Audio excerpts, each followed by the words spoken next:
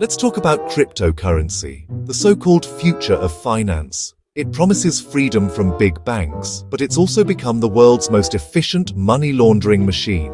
That's not speculation. It's the finding of a massive investigation called the Coin Laundry. The international consortium of investigative journalists, with 37 media partners, spent 10 months tracing billions in dirty money through crypto.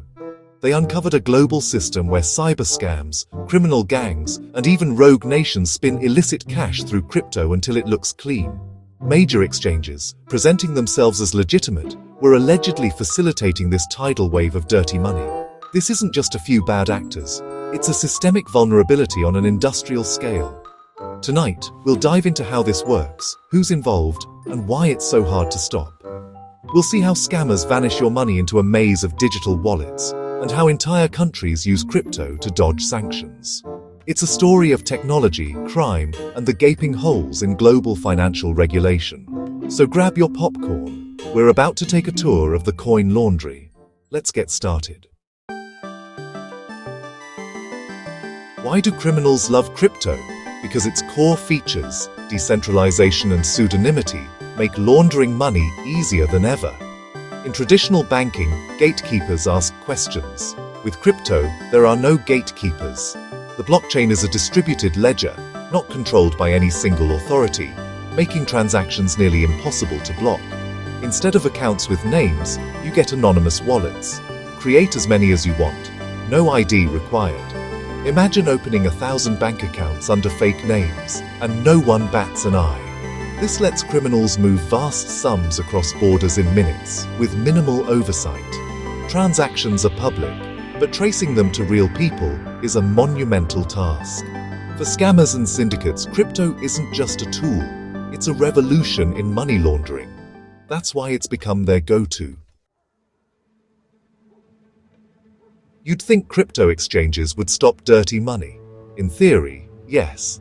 But the Coin Laundry investigation found that giants like Binance and OKX left the gates wide open.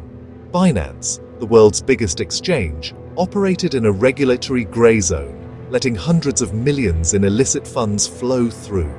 In 2023, the US government forced Binance to admit it failed to stop money laundering, leading to a massive fine and the CEO's resignation. OKX was fined $500 million for running as an unlicensed money transmitter for years. Even after these penalties, illicit funds kept flowing.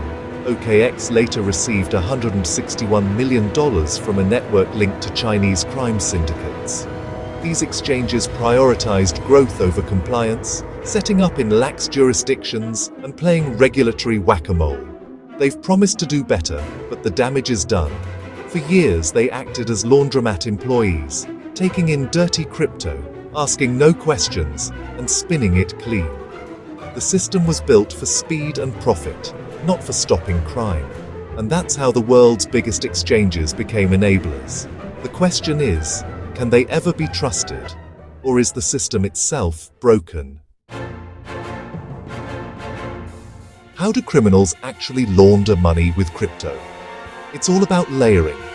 First, they convert stolen cash into crypto. Now it's digital and borderless.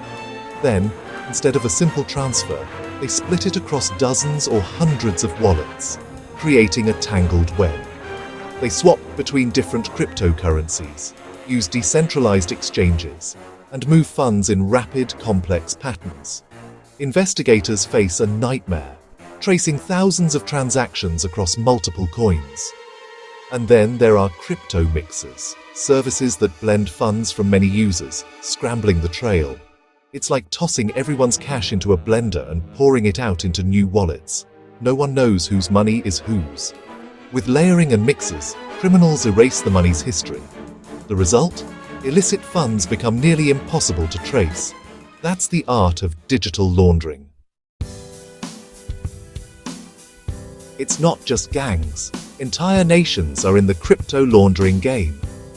North Korea, cut off by sanctions, uses crypto as a financial lifeline.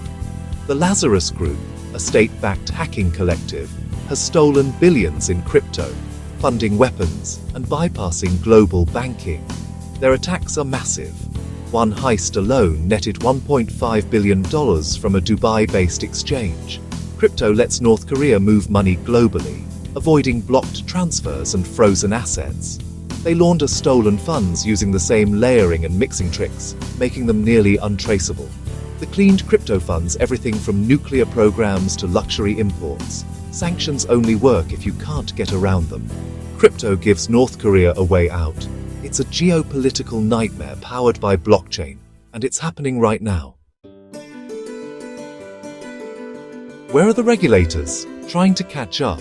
But crypto moves faster than the law. Crypto is global, decentralized, and borderless. Regulation was built for banks, not this. Each country has its own rules. Some crack down, others look the other way, and some become safe havens. Exchanges can register in friendly jurisdictions and operate worldwide, dodging stricter oversight. Even when regulators act, criminals have often moved funds through thousands of wallets. Tracing it is nearly impossible. The coin laundry investigation showed that even after huge fines, illicit flows continued.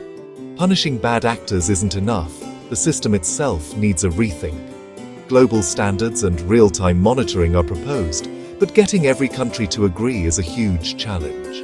Crypto regulation is a race to the bottom, and criminals exploit every gap. Until there's real international cooperation, the laundering will continue. The world's financial cops are herding digital cats, and the cats are winning.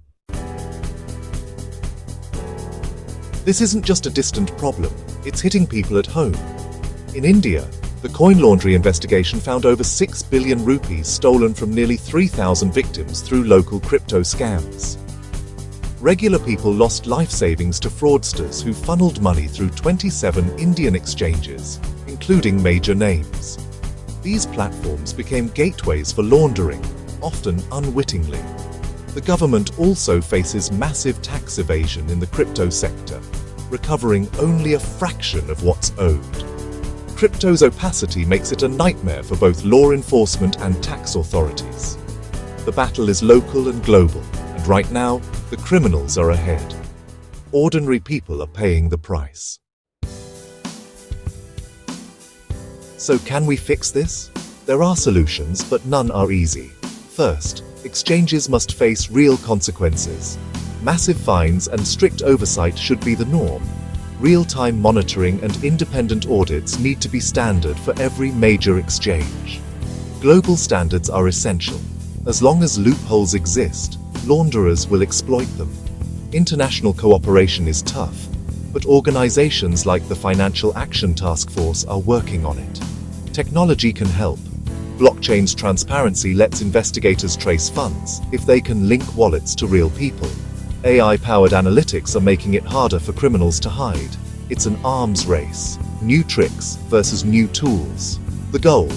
Make laundering so risky and difficult that it's not worth the effort. The fight is on, but the outcome is still uncertain.